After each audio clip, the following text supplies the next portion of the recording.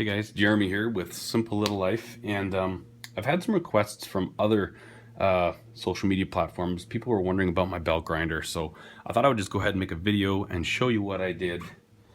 This is a 2 by 72 inch belt grinder, that meaning the belts that you run are 2 inches wide and 72 inches in diameter. The reason that is a very common belt for knife making is because being a long belt, it has time to cool down before it comes into contact with your workpiece again. So your workpiece gets stays a lot cooler. It still gets hot and you still need to keep it cool in a bucket of water. But if you were to have, say, like a 1 by 24, some smaller sanding type belt, it would still do the same thing, but it would heat up your material much quicker. And obviously, the belt runs cooler, it's going to last longer. And if you keep your workpieces cool, the material comes off quicker as well. So that's the reason that it's the most knife makers go with a 2 by 72 inch belt grinder. We'll start off quick with the motor. Basically, this is a 2 horsepower continuous duty DC motor. Now, this came out of a treadmill. There's a gentleman that lived in a town close to me. He bought a treadmill, it had warranty. The motor died. The warranty only covered parts. They ended up mailing him a new motor, and he had no clue how to change it out or put it in, so he just put it on Kijiji. First person to take away gets it. So I went and grabbed it that night, and I got a brand new motor in a box, which was this one, and it works fantastic. Now, I'm just using the original treadmill controls. I'll power this thing up in a minute and show you.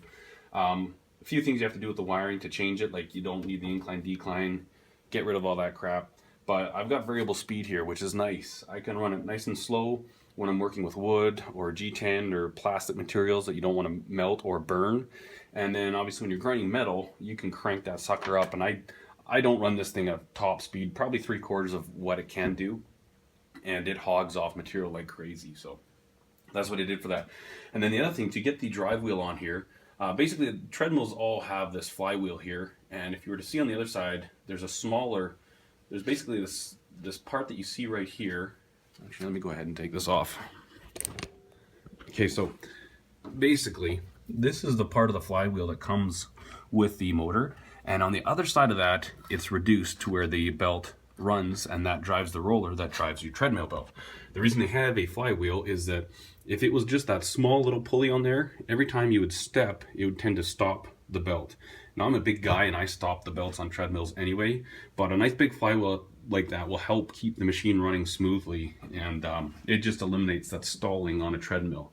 That's why they do that. So what I did for mine is I ran it and I checked to see that this was concentric and that it ran perfectly round, and it did. I'm not sure if all of them do, but this one did. And so at work, we were really slow. I had my boss's permission, but I basically had the machinists at work turn down a piece of pipe, and I made the inside diameter of the pipe an interference fit with the outside diameter of this flywheel by about 10 thou. And so what that allowed me to do was, after they machined it all, then I heated it up slowly. You can kind of, I'm not sure if you can tell, a little discoloration there from heating it. Heated it up with a oxyacetylene torch, and that basically caused this outer pulley to grow, and it got big enough that I could slide it with plenty of clearance onto this flywheel. As it cooled, I just made sure it stayed nice and even on the edges. And basically it's like a pressed on fit. It's a heat shrink fit, I guess you could say.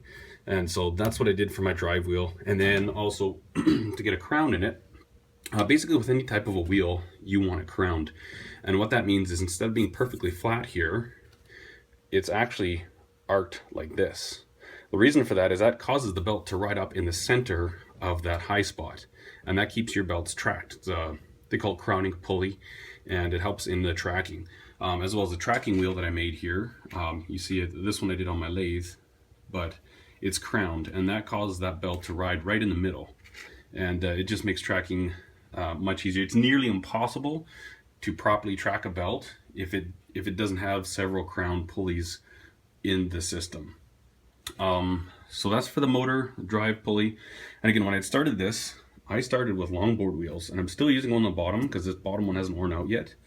Basically, I just went to a skate shop, got the hardest durometer of skate longboard wheels that I could, and then it's kind of nice because you can select whatever bearings you want in there, and it's a really cheap way to go. The only thing that's hard is it's hard to crown these because even chucking it up in a drill press and cutting it, it's not hard enough material that it will cut. And grinding, like with an angle grinder in the drill press, it just kind of melts it and sprays like rubber spider web everywhere. It's kind of nasty. So that was a downfall of that, and probably the biggest reason I decided to make some aluminum wheels. I don't know if I mentioned it or not, but to track this one, all I did was run the motor, and I took my angle grinder and I just put some chamfers on the edge. Very scientific, very precise, but heck, it worked, right? And so then these two wheels, these two actually ended up failing. I had a lot of rubber build or metal dust build up. You can see there's some on this, but these two ended up getting really bad. And so I machined these pulleys on my lathe. I actually bought the lathe just so I could make these wheels, but this is the tracking mechanism. And so basically we just have a little piece of threaded rod going through there with a handle welded on it. There's a nut on this side, and basically that just acts upon this. This is just like a little swivel. Like I say, this is kind of bush league, but it works, right? It doesn't have to be anything crazy. So to adjust the belt, you simply adjust this handle. You don't need to lock it down. It stays. You just set it where you want. You can make quick adjustments. Every time you put a new belt on, you have to fiddle with the tracking a touch, but it'll wear in, and it's once it's tracked, it should, you know, until the belt breaks or gets worn out, it stays running nice and true. And then basically this holder for the wheels and the plating was just a piece of steel plate. I think that's 3/8, it might be 1/2 inch. That's looking, yeah, that's 1/2 inch. And I just cut this out with an angle grinder. Took a long time, drilled my holes so I can mount it at different angles if I want. And then for the platen, this is what they call the platen. That's where your workpiece presses against and the belt rides on here. This was just a piece of angle iron. And then I ended up coming in here again with a angle grinder and just cut this groove. If I had a milling machine, I would have milled that out, but I just did that because I wanted a hard edge on the edge of my platen to line up with the edge of my wheel. I don't know why. I'm not sure if it makes a difference or not, but that was something I wanted, so that's what I did. And then the frame is basically just tubular metal of various scrap lengths that I had laying around. I ended up mounting it to this workbench the guy at work was getting rid of. It's like a cabinet, it's got some storage underneath there. But basically I've got like a heavy plate on this side, so the motor is rigidly attached to the whole machine with this 1/2 inch plate, and then that's obviously welded to here and all to these arms. And then there is adjustment, these two slots here. I can adjust the motor if I need to. I have it all the way in right now. Depending on different attachments, I thought it might be nice to use at least some of this that it comes with. This was the bracket that was on the treadmill, and I just adapted it to make it work. And so far this belt grinder has worked really well. The table, I'll give you a look at that. I just changed this out last week actually, so all I've done is I've just welded a piece to come off of there, and I've got a bolt so it can pivot a little bit. I didn't want a lot of pivot in there, so there's only about 1/8 of an inch clearance in there, but I can tilt this either way to compensate for any lack of adjustment in my platen. But so far I basically keep the platen and the work surface at 90 degrees. And I had a smaller one on here. It was probably half the size, a little less than half. And I started building this knife, and I started running out of workspace. So here's my jig for beveling, very simple. But basically before I was coming to here, and my table ended right there, and all of a sudden I'm off on my bevel. And especially when you're just putting the initial bevel on a blade, I find it quite useful to use a jig. There's talk you should, you shouldn't. Truth be told, I'm not good enough to freehand a nice bevel yet. So this kind of helps me out and gets me started. As I get further along in the blade, then I can get rid of this and I can start doing a decent bevel. But whatever, I'm just trying to make nice knives and not obviously trying to learn the craft. But I tried a couple of knives without a jig, and they were just, I threw every single one of them out. But you can see the results, not too bad. This one is a big monster that I am building for myself, and this is to process chickens with. Yeah, it's kind of ugly. I've actually got a name for this knife already, and this one's called the Chupacabra, after Phineas and Ferb. My kids love that show. Chupacabra is a mythical creature that killed farm animals, so it's a well-suited name for a knife that's being built for processing our chickens. Anyways, yeah, and the controls right there. I was going to cut out this part of the control panel and make a nice plywood box and insert it. It'd be a good idea, and then I could actually lay it up at a nice work angle. I just haven't got around to it yet, so it sits on there like that. But that's a basic quick look of the old belt grinder. And then obviously I put a little light in. You want to be able to see exactly what you're doing. Like I often will work with the light like this. Just it's a precise thing, putting a nice bevel on a knife, and sometimes you're right in there, like nose to the wheel almost, trying to just get it just right. So good light is definitely a must, I would say, if you're putting something like this together, especially if you're working in a dingy old seed container like I am. And then one other thing I put on this bench that I find a very useful tool is just a spindle sander. This thing was on sale for like 40 bucks at Crappy Tire, and all different sizes. Really good for profiling your knives. So getting these very consistently in the handles and shaping your knives and stuff like that. I find it very useful. So anyways, I'm actually just gonna put this back on the tripod. I'll power this up and I'll just show you it running real quick. Okay.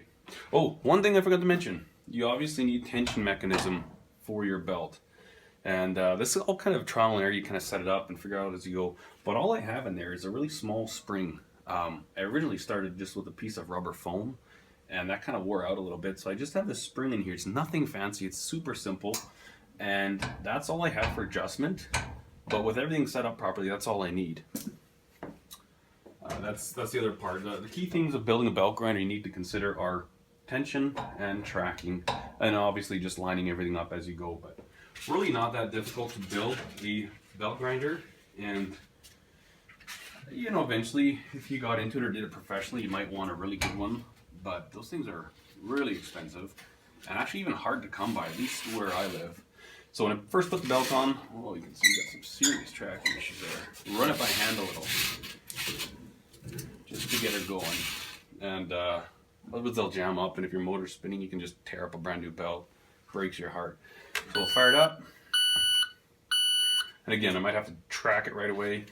And it wears in as you get going too. Like it'll move around for a bit, but after a couple of minutes, she usually steadies right out. So we got a nice low speed, great for sanding wood, material shaping. And then when you want to get really hauling,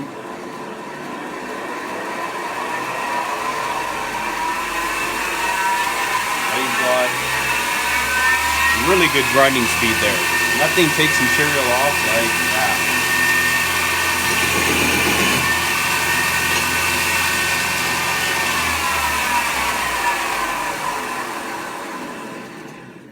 And that's pretty much it.